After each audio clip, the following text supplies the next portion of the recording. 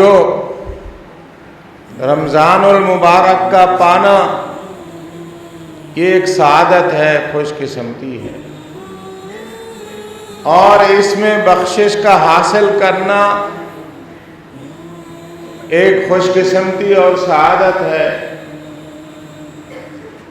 اور جو بخشش حاصل نہ کر سکے وہ محروم ہے، محروم ہے، محروم۔ اس میں جو خاص اعمال ہے ان سب کی جزا اللہ نے مغفرت رکھی اور جنت رکھی۔ نبی علیہ الصلوۃ والسلام فرماتے ہیں، من صام رمضان ایمانا واحتسابا غفر له ما تقدم من ذنبه۔ جس نے رمضان کے